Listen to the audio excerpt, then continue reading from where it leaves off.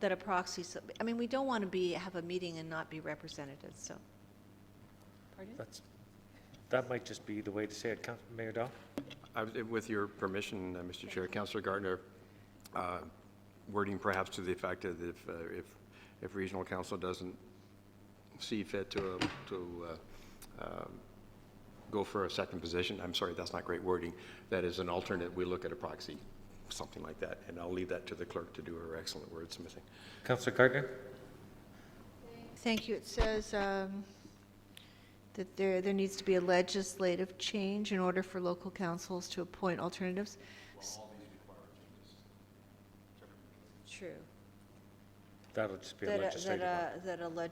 That a legislative change be required to allow us. Can we work that in there, Madam Clerk? Duly noted. Seconded. Councillor Maracas, comments, questions? Thank you. I just have slight issues with this one in particular, and just due to the fact that I think there's a lot of issues on how to pull it together, because what happens, how does the pay structure work? If someone else has to take time out of their job to go there now and take the position and go to council, do they get paid for it? And does the actual representative, do they get deducted from that pay? And so there's a lot of issues I think that need to be looked into. It's not just basically telling one of us, hey, can you just go there and sit there and vote for me? And do they vote what that person wants to vote, or do they vote their mind or the council's mind? So. And I get it, but someone might go there and say, hey, I'm here, I'm going to vote what I want now. And so I think there's issues in doing it that way. I think preferably we should just be more stronger and just stick to the fact that we want another regional seat. That's it, right? And we don't want to look at the alternative. We want to look at that, and that's it. So I would like to withdraw that for now. Councillor Maracas, I had you seconding it. Is that okay? No, I didn't second it. Well, you had your hand up. Oh, I just wanted to comment. I didn't want to second it. It's withdrawn. Yeah, go right ahead. Withdraw it then. I withdraw my comment to that. All right, so we have those three. Madam Clerk, do we have to vote on those, or have we covered that? You voted on all of them. All of them, so they're good? That'll be documented for next week at council. And then maybe the motion to receive the report and the correspondence. All right, very good. So we'll have a motion to receive the report, but before that, I'm going to go to Councillor Tom. I just had a question again for Mayor Daw, because he's closer to this, obviously, than all of us. So the direct election options that were explored in the Committee of the Whole report were just for regional councillors. And I just want to know if the region has explored, I mean, the mayors sit on regional council, but one of the options was not directly electing all the regional councillors, including the mayor's seats. I don't know if that's ever been discussed at regional council or not. I mean, and just to provide some clarity, because they did provide an option for just the regional councillors and not the mayor's seat. So I don't know if you have any insight on that. Mayor Daw? Thank you, Mr. Chair. Councillor Tom, there's been some, but not a lot of discussion on direct election versus double direct. And the consensus around the table is that double direct is a more effective methodology than the direct. So as an example, I think Niagara Council is direct. So you would run as a regional councillor, or you run as a local councillor. I think there's a far better cohesion between having, the same people on both councils to bring that information back and forth. So, but again, we didn't get into that discussion. Thank you. The only reason I raise it is because in a municipality like Aurora, if we don't get an increase, then I find it, again, people obviously understand the way things work in the local municipality and the upper tier, but I think a lot of people, if you were electing a regional representative, there might be more accountability. I'm not saying anything about anyone in specific, but there might be more accountability for a regional representative knowing that they're running for the region. I know that on the ballot it says mayor and regional representative. That was my only point. So if it hasn't been discussed at the region, then that's probably why it hasn't shown up on our reports. Mayor Daw? And Councillor Tom, you point out one of the issues that a lot of us at regional council have is that there is, depending on, there's not one size that's fitting all. There is, if you're in Niagara, it's one version. If you're in Halton, it's a second version. If you're in New York, it's a different version again. What we want is the region to come out with, the province to come out with a consistent process so it fits and we can all have the same, we don't need to have these different conversations. Councillor Thompson? Through you to the mayor. One of the things put forward within the report is about weighted voting, and you brought up the fact that, Aurora has 5% of the population and is represented 5%, but we drew the parallel with Newmarket, which has 7% of the population, but they have 10% of the vote on it. So has there been much discussion at the regional council table about weighted voting and whether or not that's something that they would seriously consider? Mayor Daw? Again, through you, Mr. Chair, Councillor Thompson, there has been some discussion. That's part of what I was hoping we were going to have in that item last week, which we didn't discuss. There is, I think, some more information and understanding that's required around the concept of weighted voting. But as an example, the Conservation Authority uses weighted voting on its budget. So as York Region has a greater share of the budget, we have a greater share of the votes in terms of just approving the budget. Otherwise, it's majority vote. So we have not really had that conversation. We've had a bit of information in the workshop. And again, I mean, one of the things that was brought up is that the regional council would be consisted of the 9 mayors and perhaps 9 additional reps. And there would be a weighted voting that way to trim down the size, but again, to have everybody have representation, but the final vote would be done based on the fact that Markham's got the highest population, so they would have the highest percentage of the weighted vote, or the weighted vote, excuse me. I hope that helps.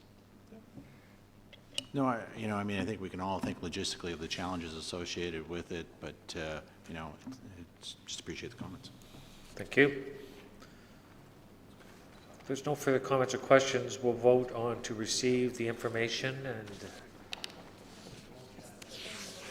and as amended. Okay, all those in favor? Opposed? That carries. We are on our last item before closed session. That's item 15. That was pulled by Councillor Gardner. Councillor Gardner? Move as is. Seconded. This has to do with the minutes from the Accessibility Advisory Committee. On page 5, under new business, there was a recommendation, a suggestion, and it has to do with Activate Aurora. And I've had comments from the public. There doesn't seem to me to be much of an outreach for people with disabilities of any kind to participate in Activate Aurora, or the communication doesn't seem to be. Through you, Mr. Chair, to Mr. Mayor, am I wrong about that? You're making a face at me. Mr. Mayor, do you want to weigh in on that, or should we go? I'm to sorry, I Parks and can't Rec? answer your question directly, Councillor Gardner, but I will certainly look into it and get back to council, because there is, Rick Hansen was at something recently, so. I thank you. I So I'll rather than stumble through this, I'll get back to you. Well, actually, I was going to make a motion. I'm sorry, Councillor Humphreys isn't here. And it would be simply that, that council requests that Activate Aurora ensure accessible activities are offered as part of the program. Well, it should be accessible activities and communication. Okay, so Should I say it again? I mean, I don't, as a council, we support Activate Aurora, but if people on the Accessibility Advisory Committee seem to feel that they're not being fully welcomed or even informed, then, okay, I'll tell you what, maybe, would you, through you, Mr. Chair, to Mr. Mayor, could you find out what they have in place to Councillor Marakis? encourage? Okay. Councillor Marakis? I'm done. Sorry, I didn't Thank you, mean to Mr. Chair. I interrupt. was just going to say, maybe we could ask that Activate Aurora show up to the next Accessibility Advisory Committee and explore opportunities for what they need to do. I was also going to, and I think that's a great suggestion. Because I know that they're coming to the Trails Committee to talk about things, so maybe they should go to accessibility also. And that should be easy. I think Mr. Weiss would have no problem doing that. I also would encourage that maybe Parks and Rec might circulate something for us before the next council meeting, if there is anything in place and what it is. Because we just may not be aware of it, Councillor. Thank you, Mr. Chair. And it's not only what they how they're encouraging the participation, but how they're communicating the participation. Thank you very much. And Thank we'd you. like to know that. So should we make a motion, as Councilor Maracas has suggested, or? We could, Councillor, but I thought maybe we'd give it till next week and then we could do so at council. Great. And Great. we'd have the most updated information at that time. Thank you very much. And I'd just ask staff to do that. Mr. CAO and Mr. Tree, duly noted, thank you. And Mr. Mayor will also, okay, thank you. All right, so then we have a motion to receive. All those in favor? Opposed? That carries, Madam Clerk. We have now concluded the items that were pulled. New business, I'll start on my right. Councilor Maracas, okay. Councilor Gardner?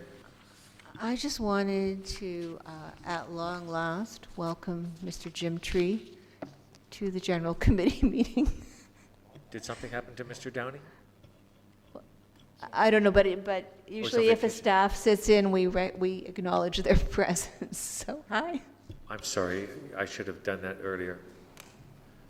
Welcome, Mr. Tree, and good night. Councillor Thompson? Actually, I was remiss. I wanted to pull the Emerald Ash Borer earlier this evening, but if council will allow, I just have a quick question, and Right I'll ahead. pull it next week to discussion.